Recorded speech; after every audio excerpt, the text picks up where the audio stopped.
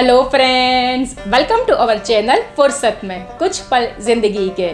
Friends, હું તો એમ કહીશ કે ઉનાળાની કાળઝાળ ગરમીના શિકંજામાં આવું એના કરતાં આખા પરિવારને શિકંજી બનાવીને પીવડાવી વધારે હિતાવહ છે.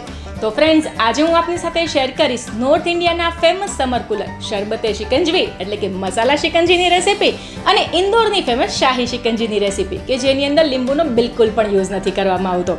પરંતુ એ પહેલાં જો તમે હજુ સુધી અમારી ચેનલને સબસ્ક્રાઇબ ના કરી હોય તો તેને સબસ્ક્રાઇબ કરી લેજો અને બેલ આઇકનને પ્રેસ કરીને તેમાં ઓલ બટન સિલેક્ટ કરી લેજો, જેથી કરીને આવી જેમ નવી વાનગીઓના અપડેટ્સ તમને સૌથી પહેલાં મળી રહે.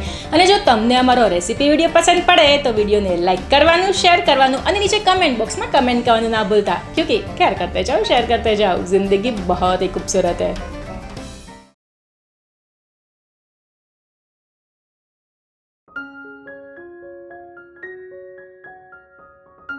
મસાલા શિકંજી બનાવવા માટે આપણે 2 ગ્લાસ લઈ લેશું અને બંને ગ્લાસમાં 1.5 લેમનને સ્ક્વીઝ કરી લેશું.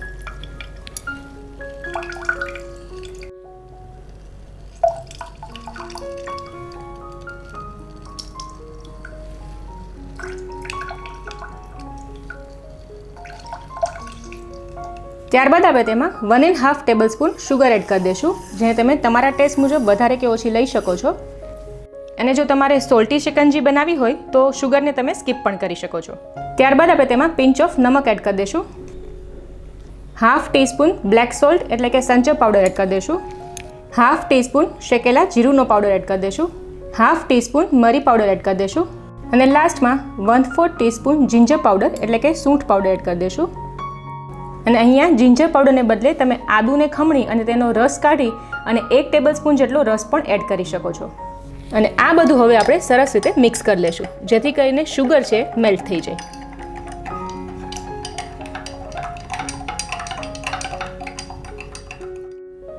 અને હવે હું તમારી સાથે એક ટીપ શેર કરી લઉં. શિકંજી બનાવવા માટે આપણે જેટલા પણ મસાલા એડ કર્યા, જેવા કે શેકેલા જીરુંનો પાવડર, જિંજર પાવડર, મરી પાવડર, સોલ્ટ અને બ્લેક સોલ્ટ, આ બધી જ વસ્તુને કમ્બાઈન કરી અને તેને મિક્સ કરીને તમે શિકંજી પાવડર પણ બનાવી શકો છો. અને તેને એરટાઇટ કન્ટેનરની અંદર તમે 1.5 થી 2 મહિના માટે સ્ટોર પણ કરી શકો છો. પણ ભૂલતા નહીં, એરટાઇટ કન્ટેનરમાં. તો ચાલો હવે આગળની પ્રોસિજર જોઈ લઈએ. ત્યારબાદ આપણે 25 થી 30 ફુદીનાના પાન લઈ લઈશું કે જેને મેં પાણીથી સરસ રીતે વોશ કરી લીધા છે. અને આ ફુદીનાના પાનને હવે આપણે હાથેથી થોડા ક્રશ કરી લઈશું.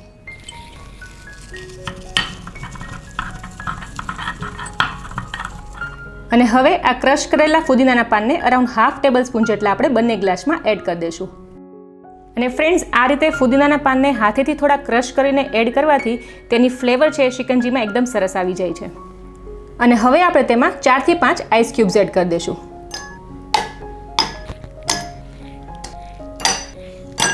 ત્યારબાદ 1 ગ્લાસમાં આપણે ચિલ્ડ વોટર એડ કરી દઈશું. અને 1 ગ્લાસમાં ચિલ્ડ ક્લબ સોડા એડ કરી દઈશું. અને લાસ્ટમાં આપણે તેમાં 1 ટીસ્પૂન તકમરિયા એડ કરી દઈશું, જેને મેં 10 મિનિટ માટે પાણીમાં પલાળી રાખ્યા હતા. અને આ તકમરિયાને એડ કરવાનું ઓપ્શનલ છે, પણ ગરમીમાં તકમરિયા છે એ પેટમાં ખૂબ જ સરસ ઠંડક આપે છે, એટલે શિકંજીમાં મેં તકમરિયા એડ કરેલા છે. તો ફ્રેન્ડ્સ, તૈયાર છે શિકંજી.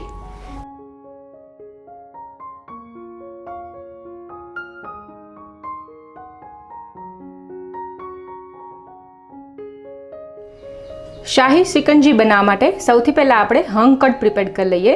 જેના માટે આપણે આ રીતનો કોઈ પણ એક બાઉલ લઈ લઈશું. તેના ઉપર ગળણીને રાખી દઈશું અને તેના પર કોઈ એક સફેદ મલમલનું કપડું રાખી દઈશું. અને ત્યારબાદ આપણે 1 કપ મોળું દહીં લઈ લઈશું. અને વજનમાં કહું તો આ 250 ગ્રામ જેટલું દહીં છે, તેને આપણે આ કપડા પર એડ કરી દઈશું. અને ત્યારબાદ કપડાની બધી એજીસને આપણે કમ્બાઈન કરી દઈશું. અને આ રીતે હાથેથી ટ્વિસ્ટ કરી અને દહીંમાંથી આપણે વધારાનું પાણી છે નીકાળી દઈશું. અને ત્યારબાદ તેની આ રીતની એક પોટલી બનાવી દઈશું અને તેને ગળણીમાં રાખી દઈશું. અને ત્યારબાદ આ બાઉલ સાથે જ દહીંને ફ્રીઝમાં આપણે 1.5 થી 2 કલાક માટે રાખી દઈશું. અને ત્યારબાદ એક નોનસ્ટિક પેનમાં અથવા તો હેવી બોટમ પેનમાં આપણે 500 ml એટલે કે 2 કપ જેટલું ફૂલ ફેટ દૂધ લઈ લેશું. અને ગેસની હાઈ ફ્લેમ પર વચ્ચે વચ્ચે આ રીતે હલાવતા જઈને દૂધમાં આપણે બોઇલ લઈ લેશું.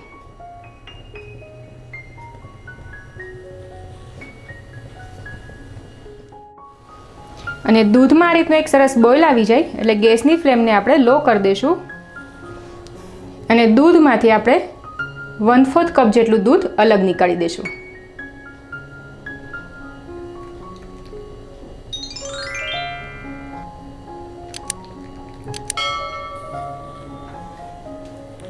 અને બાકીના દૂધમાં આપણે 1/4 ટીસ્પૂન કેસર એડ કરી દઈશું અને તેને દૂધમાં સરસ રીતે મિક્સ કરી દઈશું. અને ફ્રેન્ડ્સ, જો તમારે શાહી શિકંજી છે એ એકદમ જ યલો કલરમાં જોતી હોય તો અહીંયા તમે 2 પિંચ જેટલી હળદર પણ એડ કરી શકો છો અથવા તો યલો ફૂડ કલરના ફ્યુ ડ્રોપ્સ પણ એડ કરી શકો છો. અને હવે ગેસની લો ટુ મીડિયમ ફ્લેમ ઉપર દૂધને આપણે 3 થી 4 મિનિટ જેવું બોઇલ કરી લેશું. અને વચ્ચે વચ્ચે આપણે તેને હલાવી લેશું જેથી કરીને દૂધ છે નીચે બેસી ના જાય અને સાઈડ પર જે લાગેલી હોય મલાઈ તેને આપણે સ્ક્રેપ કરીને દૂધમાં એડ કરી દઈશું. અને આ દૂધ બોઇલ થાય ત્યાં સુધીમાં આપણે તેમાં એડ કરવાની એક પેસ્ટ પ્રિપેર કરી લઈએ. જેના માટે મેં 10 થી 12 નંગ જેટલી બદામ અને 10 થી 12 નંગ જેટલા કાજુને ગરમ પાણીમાં 15 થી 20 મિનિટ માટે પલાળી રાખ્યા હતા. અને હવે સૌથી પહેલાં આપણે આ બદામની સ્કીન નીકાળી દઈશું.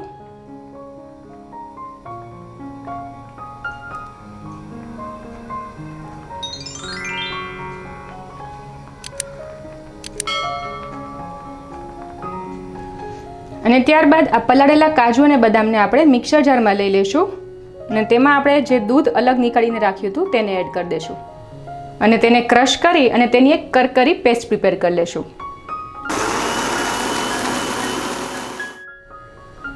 અને કાજુ અને બદામની આપણે આ રીતની આટલી કરકરી પેસ્ટ પ્રિપેર કરવાની છે. અને હવે આ પ્રિપેર કરેલી કાજુ અને બદામની પેસ્ટને આપણે દૂધમાં એડ કરી દઈશું અને સાથે હાફ કપ કરતાં થોડી ઓછી શુગર એડ કરી દઈશું, જેને તમે તમારા ટેસ્ટ મુજબ વધારે ઓછી લઈ શકો છો.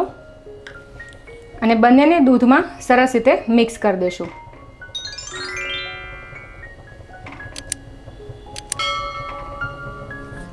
અને ત્યારબાદ ફરી આ દૂધને આ રીતના કન્ટિન્યુઅસલી હલાવતા જઈને ગેસની લો ટુ મીડિયમ ફ્લેમ ઉપર 4 થી 5 મિનિટ માટે બોઇલ કરી લેશું.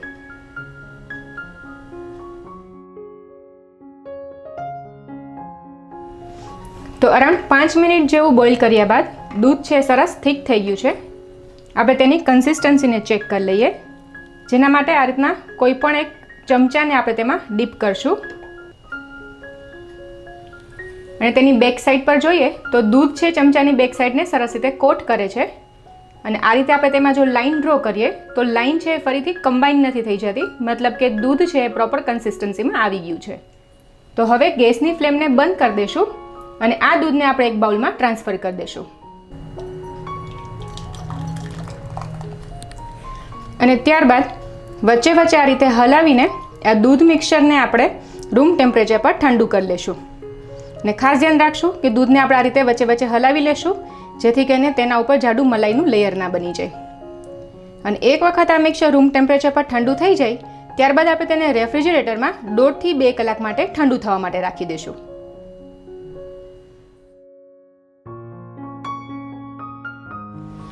અને 2 કલાક રેફ્રિજરેટ કર્યા બાદ આપ જોઈ શકો છો દૂધ છે એ પહેલાં કરતાં પણ સરસ થીક થઈ ગયું છે.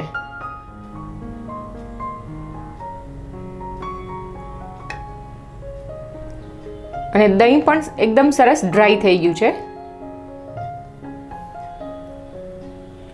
તો હવે આ દહીંને આપણે દૂધના મિક્સરમાં એડ કરી દઈશું.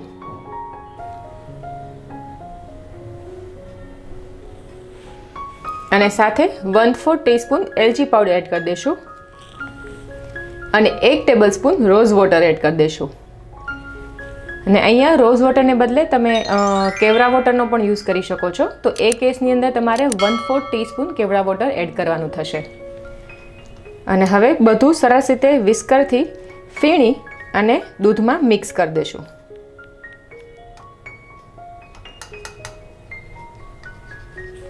તો ઠંડી ઠંડી શાહી શિકંજી તૈયાર છે. ફટાફટથી આપણે તેને સર્વ કરી લઈએ.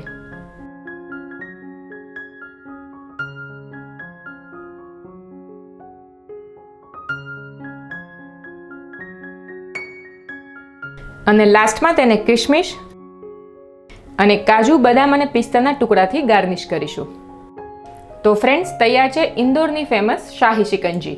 તો આ સમરમાં આ શાહી શિકંજીની રેસીપીને તમે જરૂરથી ટ્રાય કરજો અને તમને તેનો ટેસ્ટ કેવો લાગ્યો તે કમેન્ટ બોક્સમાં કમેન્ટ કરીને અમને જરૂરથી જણાવજો.